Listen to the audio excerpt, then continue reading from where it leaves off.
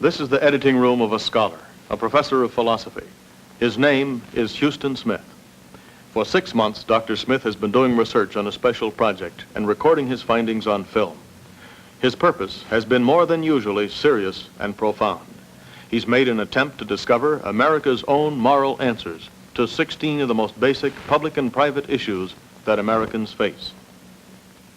In his search, Dr. Smith has traveled thousands of miles and asked literally hundreds of questions.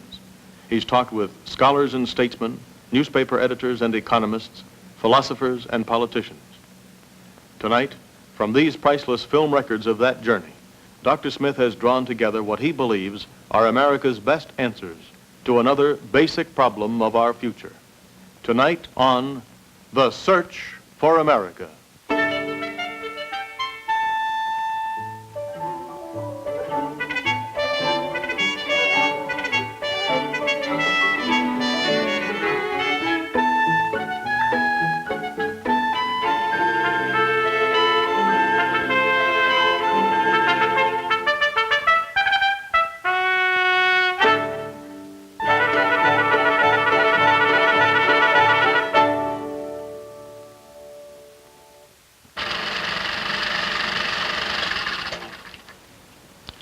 I'm Huston Smith. The object of our search tonight is ourselves. The question, what is the highest goal our lives can achieve?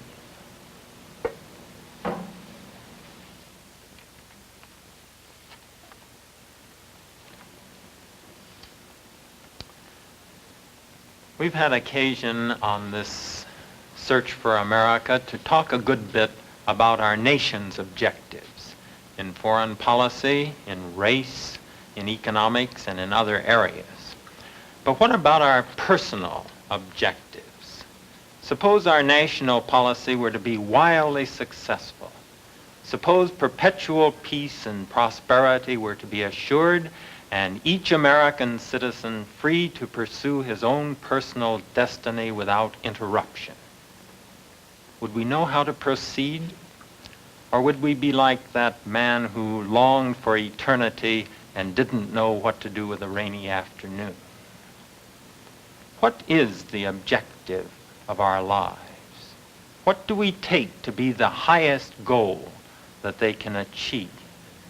Is it pleasure, happiness, achievement, duty well done, the sense of belonging, the sense of having contributed?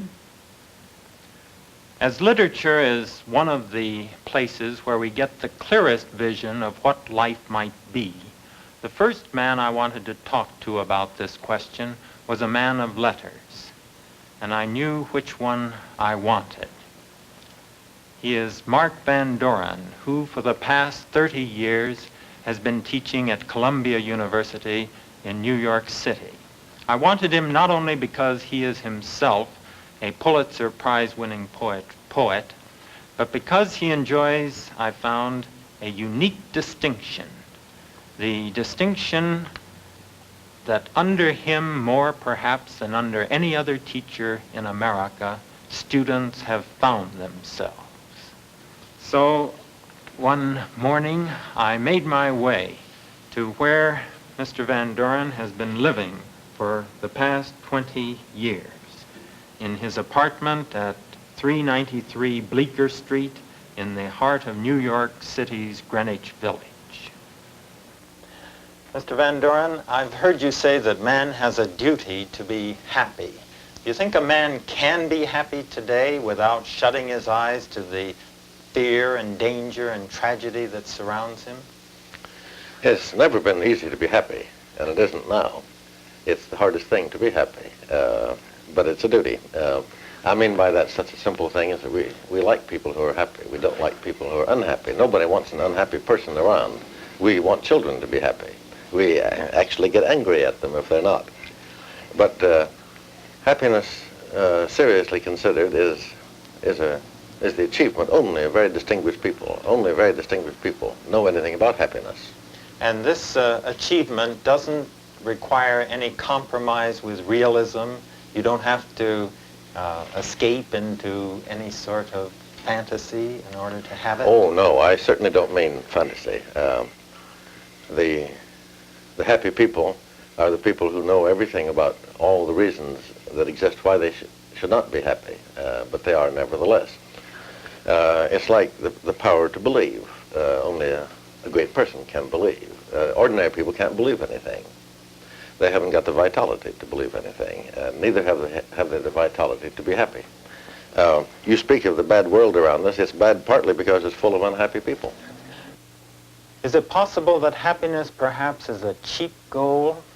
I remember that Mill said that it's better to be Socrates unhappy than to be a pig happy. Is that true? Oh, no. Happiness to me is the greatest of all things. It's the end of life.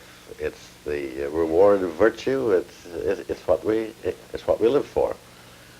Happiness is not a cheap thing. Happiness is not an easy thing. And happiness is not always expressed by laughing and by grinning. Joy is a very solemn experience.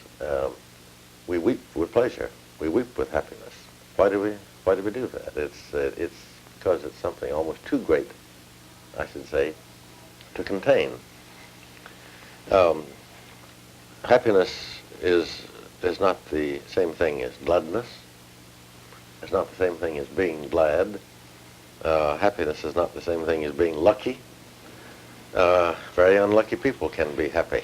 But is happiness something that we fall into, that happens to us like love?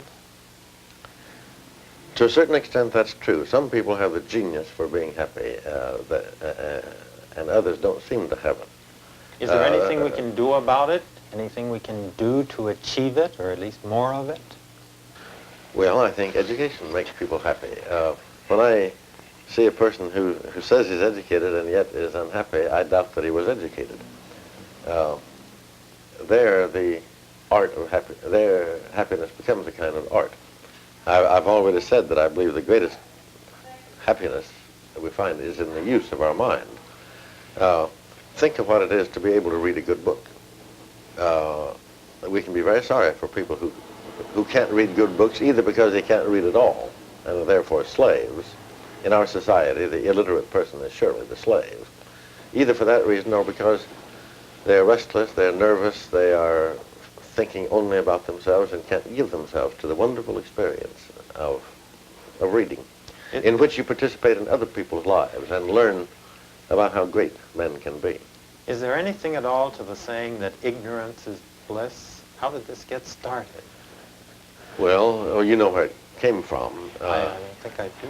It's in one of Thomas Gray's poems in the 18th century. He went back to look at Eton, where he had gone to school as a boy. And he himself now was a man with all the cares of a man. And he saw the boys of another generation playing ball, shouting and chasing the ball over the playing field. And he said, just like that, that he envied them, the fact that they didn't know yet anything about the world.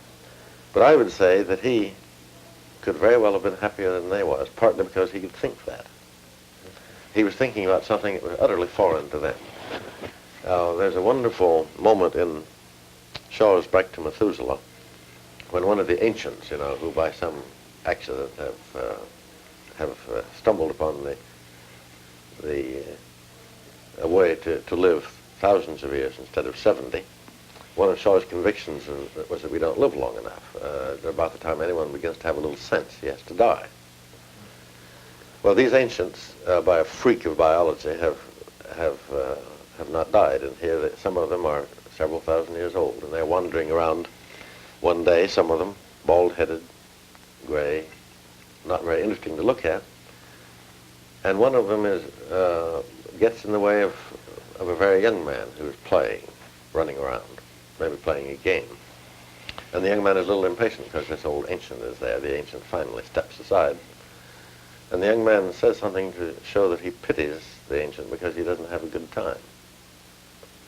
The ancient said something that I've never forgotten. I saw this in the theater, heard it in the theater 30 years ago. He said, "Infant, the ecstasy of life as I live it would strike you dead." Ideally, the older you are, the happier you should be. I feel very sorry for old people who are not happy. They must have lived badly.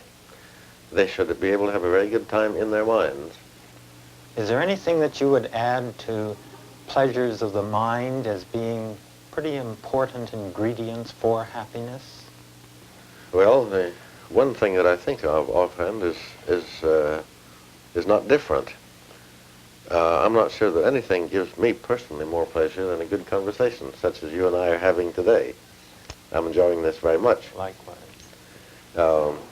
I'm not sure that anything is more fruitful than good talk. I feel very sorry for people who, meeting together in the evening, can't talk to one another. They have to rush out and see something. They have to turn on something. They have to be entertained. They could entertain one another. Mr. Van Doren, what writers impress you as having the clearest vision of the way life ought to be lived? I prefer those writers who have a clear vision of how life is lived. No great writer tells you how to live your life. He tells you how you do live your life. Shakespeare, for instance, doesn't tell anybody how he should live. Homer doesn't. Tolstoy doesn't, except in some of his minor works, which are very beautiful things, but he's written in his old age when his great powers were spent. No, the business of literature is to tell us how we do live, not how we should. Nobody knows, I think, how we should live. I was just going to ask you whether out of a writer's description of the way we do live, we gather some insight into the way we ought to live. But I gather that you're saying that it isn't the function of literature to do this. A great storyteller is a man who doesn't know how people ought to live. But he loves people, and he thinks they're just about all right as they are.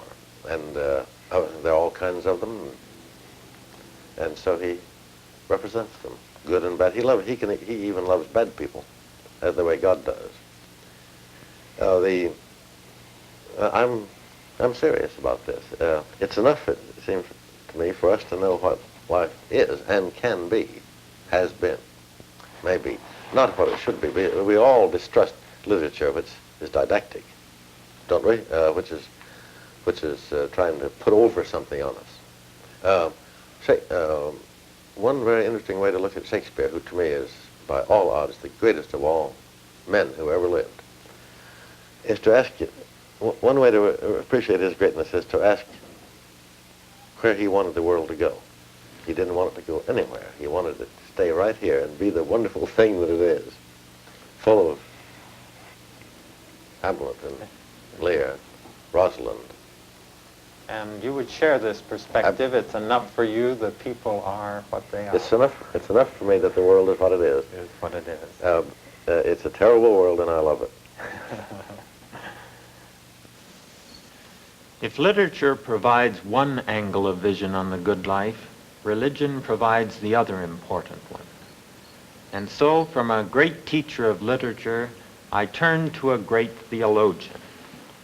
I drove from New York City to Boston, Massachusetts, and there, in his office at Harvard's Semitic Museum, I had a long-awaited conversation with Professor Paul Tillich.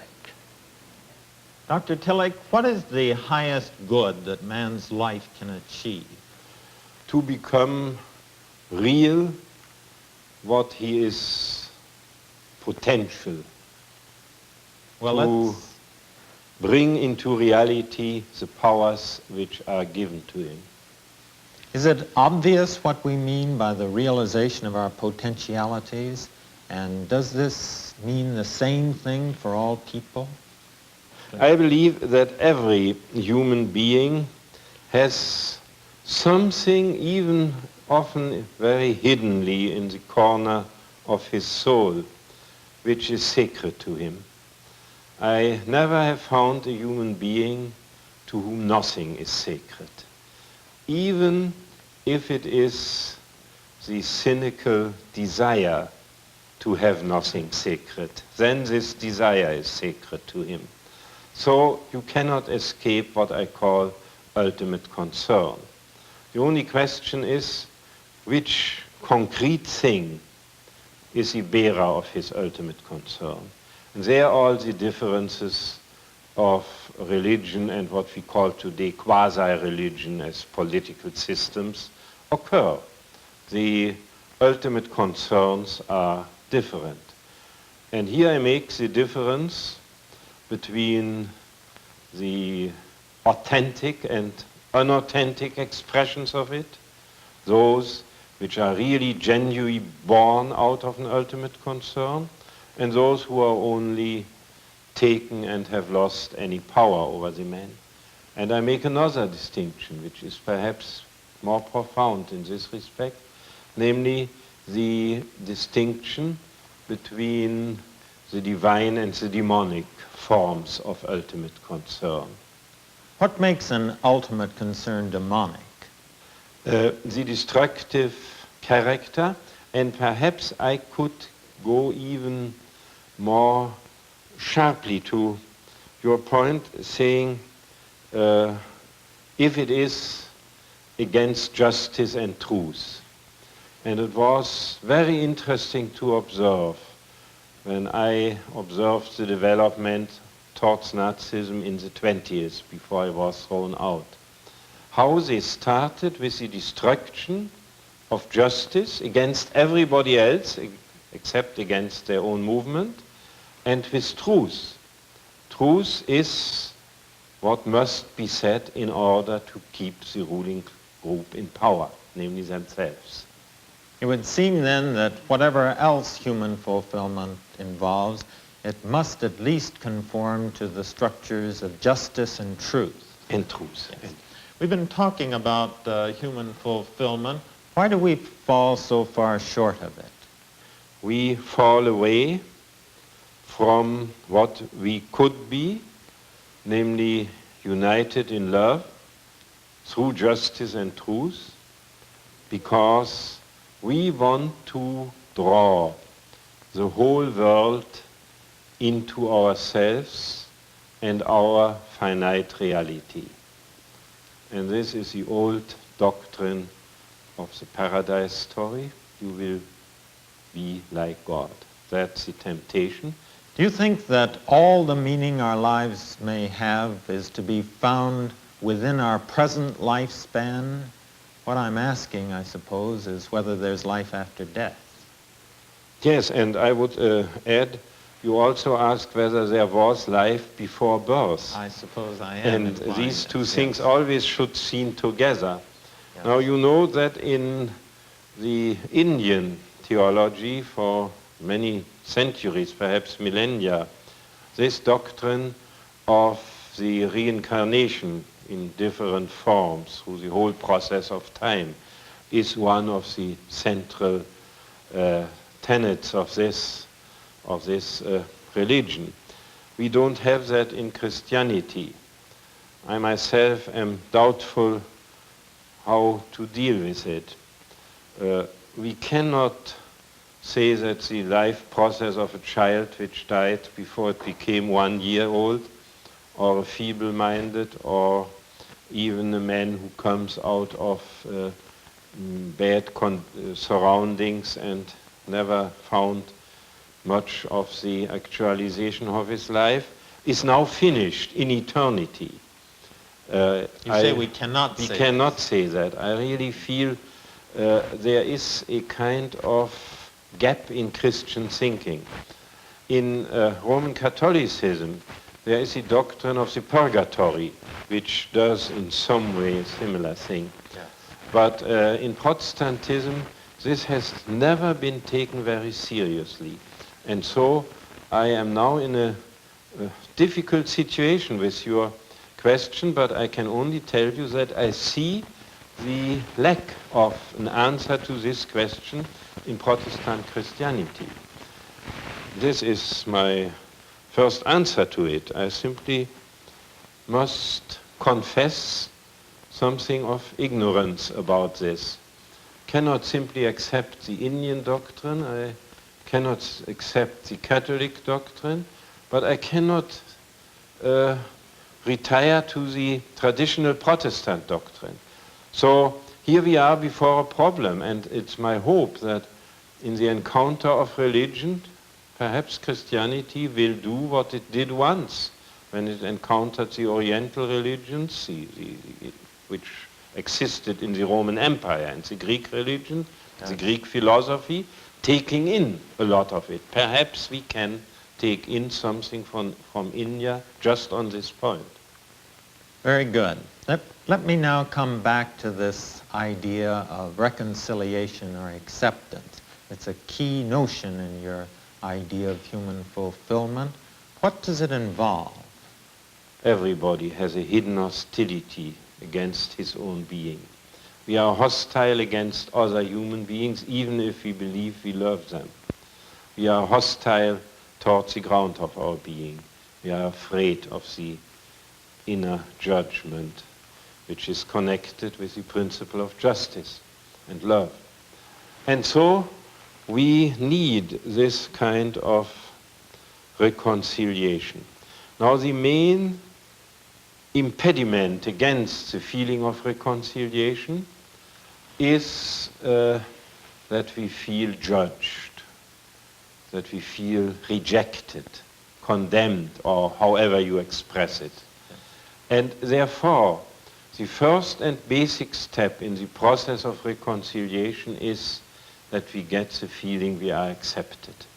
And I like to express that in the little bit paradoxical phrase, accept that you are accepted in spite of being unacceptable. That's the summary of my theology in this respect. And this means that though there are drives, tendencies within us which lead to consequences which we could interpret as standing judgment upon us, there is at the same time a power which, despite all that we do, works in our behalf towards healing. Yes, towards healing, and we have now again the very interesting fact that theology has learned a lot from psychotherapy. The good psychotherapist accepts the patient and doesn't put moral demands upon him. He doesn't say, don't drink, but he say, I know you are drinking too much, so let's see where it comes from. You are my friend, we all are in the same boat. I also am judged in many respects, but in any case, I accept you, I hope you can accept me. And now let's go on and find out what the background of this is.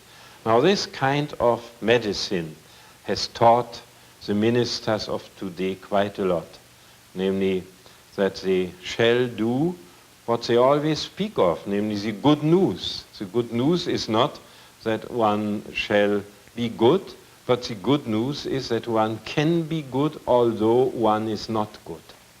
Dr. Tillich, if the human race should destroy itself by blowing up this planet, would this have any bearing at all on the meaningfulness of life?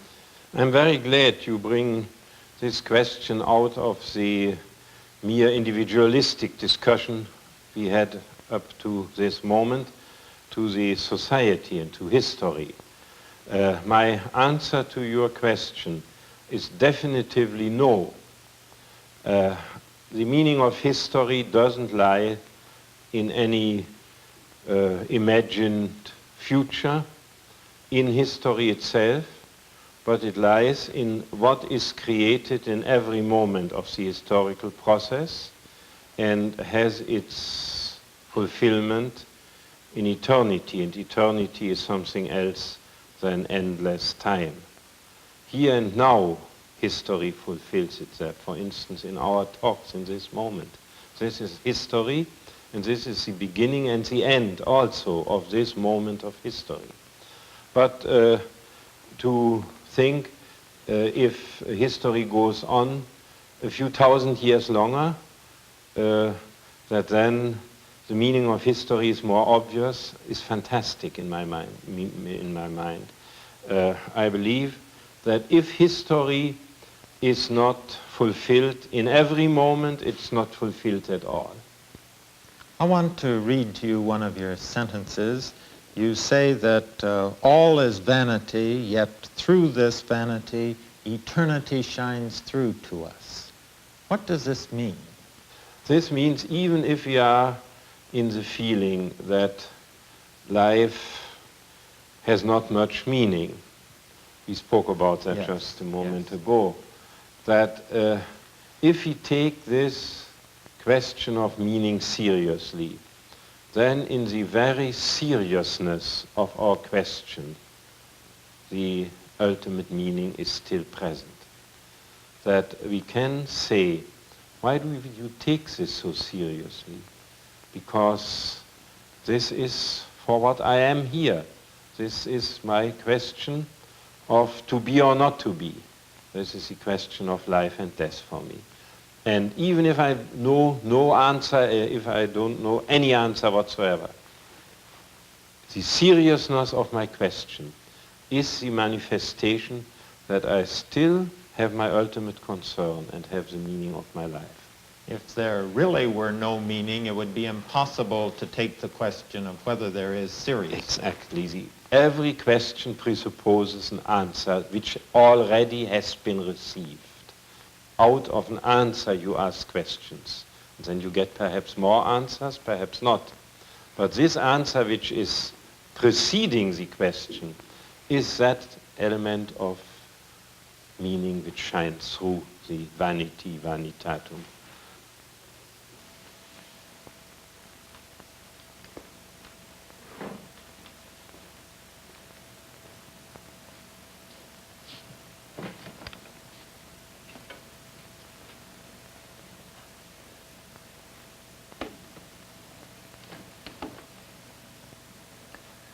It's axiomatic that the greatness of America ultimately depends upon the greatness of its citizens, and their stature in turn depends on what they choose to give their lives to. This problem is more difficult for Americans today than it was in the past, when the primary needs of our country were for physical strength and material abundance.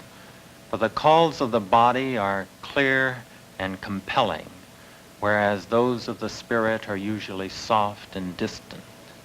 Consequently, once the needs of the body have been met, it's more difficult. It takes vitality as well as insight to choose those things that lead to greatness and understanding and largeness of heart, in preference to those which slope towards ease and atrophy and self-engrossment. I have a feeling tonight of having listened to words that point in the right direction. If in the years to come we can follow leads like these, America, having become great in power, will be on its way to becoming great in spirit as well.